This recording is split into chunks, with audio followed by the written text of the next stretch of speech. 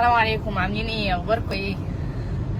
انا طالعه اللايف ده النهارده وعايزه اسميه لايف صدق او لا تصدق، لان انا شخصيا ما كنتش مصدقه. يعني كنت حاسه ان انا في مسلسل عربي هابط، في فيلم من افلام السبكي. كنت حاسه لا، يعني ده مش حقيقي، اكيد انا بحلم. فبس اللي هحكيهولك ده هو ده اللي حصل تيبيكال كده بالملي. كنت في عيادتي من كام يوم، لقيت بنوته داخله عليا ومعاها 2 ستات كده كلهم لابسين اسود وشكلهم يحزن، يعني زي ما يكون عندهم ميت. البنوته شكلها طفله صغنونه، فماشي. قعدنا. خير يا جميل، عندك كام سنه؟ عندي 14 سنه.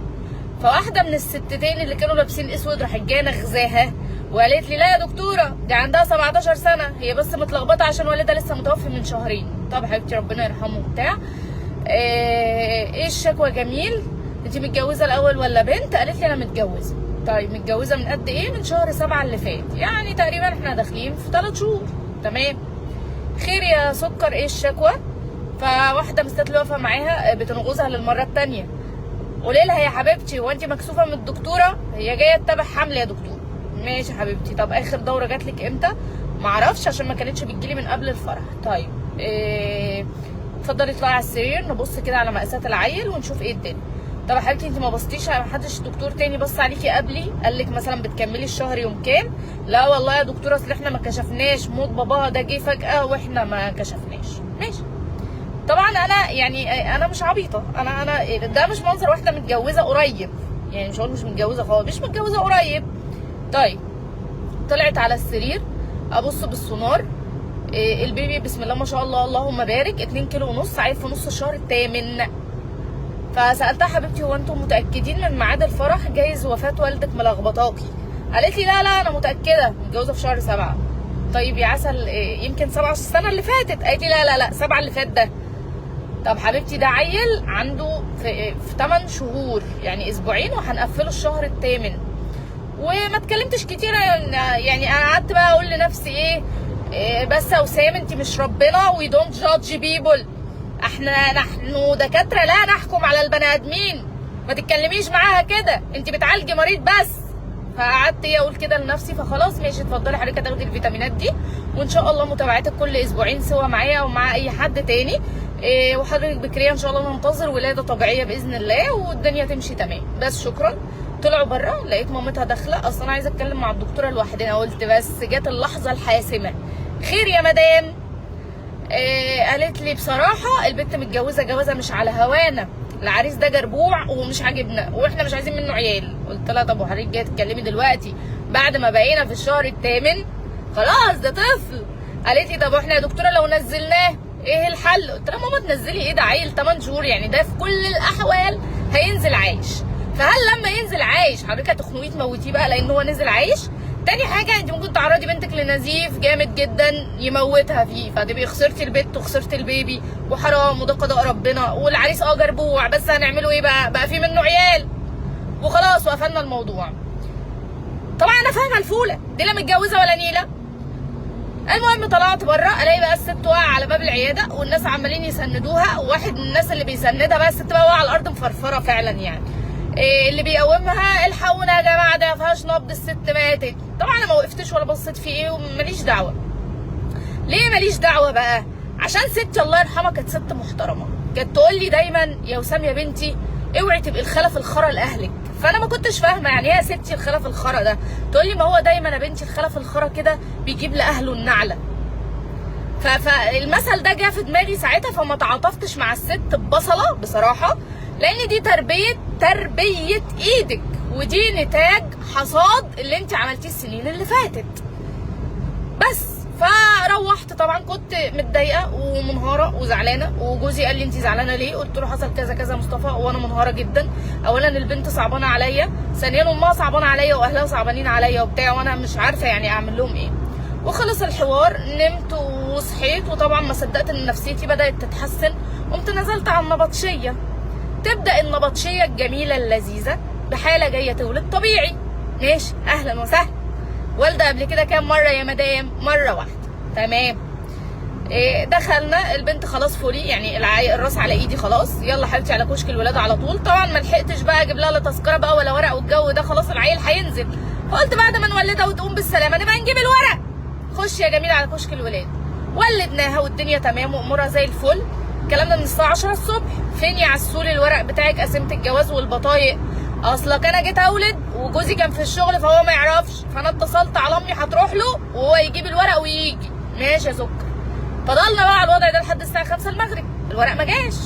فانا علشان اسيف نفسي رحت جايه نازله عامله محضر شرطه، واطلع حضرتك بقى نظر الحاله شرطه. انا بالنسبه لي دي كده حاله فاقده الاهليه ومفيش اب للعيل ده. نزلوا عبال ما الشرطه جت والدنيا اتلمت وبتاع، ابص الاقي عيل كده متني جاي واخد بشلتين في وشه طالع لي فوق، انا زوج المريضه اللي لسه والده دي. ماشي حضرتك فين الورق؟ الاقي ورقه عرفي مكتوبه كده بقلم معفن بخط الايد، والبطايق اتفرج بقى على البطايق. البيه ده مواليد 2004 تقريبا او 2005، والهانم دي مواليد 1990، يعني هي بسم الله ما شاء الله قد الست والدته، اكبر منه ب 15 سنه. والورقه العرفي مش مترخه تمام. جه امين الشرطه قال له يا ابني يا حبيبي انت ليه كاتب عرفي؟ انتوا الاثنين معديين السن القانوني، فليه كاتب عرفي؟ قال له اصل حضرتك كان في مشاكل وبتاع. قال له لا الف سلام عليك من المشاكل، خد يا ابني تعالى. المهم عبال ما وقف قرروا شويه، طبعا امناء الشرطه الناس دول لهم طريقتهم كده في التعامل مع الاشكال دي. يطلع ايه بقى؟ يطلع ان الهانم دي اصلا كانت جت قبل كده المستشفى من سنه او سنه ونص، ووالده عيل الليجل من جواز غير شرعي، والعيل ده توفى، والبنت بقى اتحبست واتبهدلت واتمرمطت، فقامت اتعلمت من غلطتها. فقامت لما جت للمره الثانيه تولد برضه ولاده لعيل غير شرعي، قاموا اجروا واحد. طلعوا بقى ان هم عاطيين فلوس للواد ده عشان يكتب الورقه العرفي دي ويجي يقول ان هو جوزها وبتاع، وخد الفلوس واتظبط على اساس البنت ما تتسجنش وما تتمرمطش. طبعا احنا قانونا ما نقدرش نعمل معاهم حاجه لان هم معاهم ورقه جواز حتى لو عرفي، ما نقدرش نعمل معاهم حاجه للاسف. بس يعني الكلمتين اللي امين الشرطه قالهم للولد، قال له حبيبي كده الطفل ده هيتكتب باسمك وهيورث فيك وهيبقى فيه اختلاط في الانساب، فده لو مش ابنك يا حبيبي عرفنا. قال له لا يا ابني. قال له خلاص حبيبي انت حر، الواد ده ابنك. طبعا بعد يعني بصوا انا مش قادره اتخيل ان في كده يعني، او جايز كان في كده بس انا اللي كنت مغفله ومش عارفه ان ده بيحصل، ان في كده. المهم تعدي النبطشيه اللطيفه على كده؟ لا طبعا انا نبطشياتي معروفه.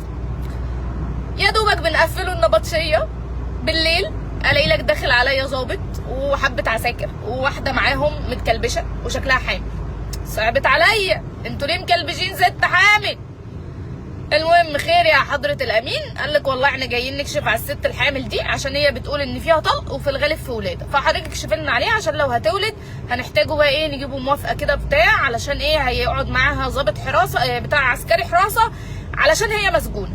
قلت له خلاص ماشي. دخلت فحصت الحاله وبصيت على البيبي وبتاع والدنيا تمام، امورها حلوه حضرتك، هي مش بتولد، هنديها بس علاجات لان هي معاها جايبه تحليل معاها فيها صديد في البول كتير، فدي محتاجه تاخد علاج بس.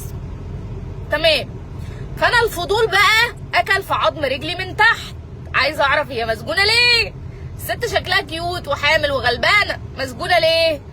قام امين الشرطه قال لي دي ممسوكه مع عيل نايمه معاه في شقتها من ورا جوزها، يعني دي متجوزه وجايبه واحد بتعمل معاه كده في شقتها، فاتقفشت متلبسه واللي مبلغ عنها جوزها.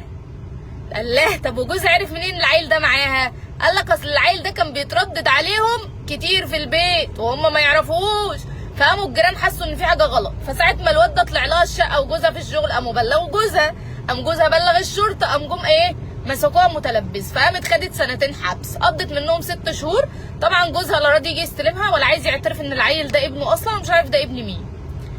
فاحنا بقينا عايشين في مجتمع على راي الاستاذ عادل امام الله يرحمه ان كان عايش ولا ميت، لما قالك ان ما تعرفش مرات مين في حضن مين. فاحنا ده اللي بقينا عايشين فيه اكشوال. يعني انا مش عارفه احنا وصلنا لده امتى. وصلنا له بقى من اول بقى ما بدانا نقول الست مش ملزمه بقى والتربيه الايجابيه، وبنتك تروح رحلات مع اصحابها وتبات بره البيت، ما هي تربيه ايجابيه بقى، ما اعرفش اسالها انت رايحه فين وجايه منين، عيب، انت بتربي تربيه ايجابيه، دي لا مؤاخذه تربيه وسخه، دي مش تربيه ايجابيه. لما نيجي نقعد نلاقي بناتنا في الاخر بنتك جايه لك حامل من مش عارفه هي حامل من مين. هو احنا عايشين في شيكاغو؟ هو احنا بقينا عايشين في امريكا؟ يعني احنا لسه في مصر. هو ايه اللي بيحصل ده؟ لا والله انا حاسه ان انا في فيلم عربي. ايه بجد اللي بيحصل ده؟ وهقول ايه، كله من افلام السبكي ومحمد رمضان اللي بيوروا الناس الوساخه، بدأوا يعلموا الناس الوساخه. ما احنا لو بنطلع في فيديوهات كده بدل ما نقول الست مش ملزمه، نقول والله الست المحترمه بتقعد في بيتها تربي عيالها، تبقى عارفه بناتها فين بيروحوا وبيجوا منين، تبقى عارفه اخلاق بناتها. انها مش الغم اللي احنا وصلنا له ده. كل واحد بقى عنده بنت بقى كأنه يا حبيبي ماسك حته من النار، مش عارف بنته دي هتجيب له الفضيحه امتى. يعني انا ما بقتش فاهمه ايه الخرا اللي احنا عايشين فيه ده. وفجاه بقت الرجاله بتتأجر عشان يتكتب باساميهم ورق عرفي والعيال تتكتب باساميهم. ده غير بقى الحالات اللي بتجيلنا بقى من الشارع دي، تولد وتسيب عيالها وتمشي. دول ياما جدا، انتوا مش متخيلين الوضع. الناس اللي ما بتروحش المستشفيات مش عارفه الوضع ماشي ازاي. احنا في عيال عندنا في الحضانه معديين السنه والسنه ونص غير معلومين الاهليه، احنا مش عارفين مين اهاليهم، ابهاتهم مين احنا مش عارفين. في منهم عيال جايين من زنا المحارم واحنا عارفين ده. العيال دي مرميه في الحضانات وهي عندها سنه وسنه ونص لحد ما الحكومه ترتب لهم ملاجئ يترموا فيها او دور ايتام. احنا بقينا عايشين في اسوأ عصر في التاريخ.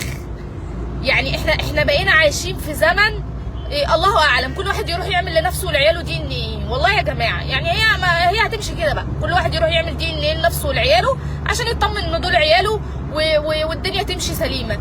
يعني انا مش انا منبهره او مصدومه، انا مش عارفه ايه اللي بيحصل. يعني انا من الصبح مش عارفه اتكلم مع حد. يعني انا جوزي بيجي في التليفون بيقول لي عامله ايه وبتاع، انا مش عارفه والله انا عامله ايه. يعني انا كويسه ولا لا انا مش عارفه. بس انا شفت حاجات يعني على راي حسب الله يشيب لها الولدان. فانا يعني انا مش عارفه في ايه. طب السؤال برضو، الناس دي ما بتتحاسبش ليه؟ يعني ايه واحده اتقفشت مع واحد متلبسين غير جوزها تاخد 2 حبس؟ 2 حبس ده يا بلاش دي هتخلص سجنها تطلع تكمل مع الراجل عادي. يعني انا مش فاهمه ليه الناس دي ما بتترجمش ولا تتجلد زي ما الشريعه الاسلاميه قالت. احنا لو عملنا كده مره واحده في حد واحد في ميدان عام اترجم ولا اتجلد ولا الحرام اتقطع ايده، ما حدش هيعملها تاني. والله العظيم ما حد هيعملها ولا هيكررها تاني. فيعني انا مش عارفه، انا بحكي لكم بس عشان انا مش عارفه اتكلم مع مين. والله انا مش عارفه احكي لمين يا جماعه. احنا في مأساة، احنا بقينا في كارثه. فكل واحد يخلي باله من عياله، كل واحد يخلي باله من بناته، كل واحد لازم يبقى عارف بناته رايحين فين وجايين منين. ارجوكوا كفايه تربيه ايجابيه، ابوس رجل اللي جاب ابوكوا، كفايه تربيه ايجابيه كفايه. يا ريت نفعل مود الشبشب تاني، اضربوهم بالشبشب. ايه المشكله؟ كنا بنضرب بالشبشب وطلعنا الناس محترمين. الله يرضى عليكم. يلا سلام.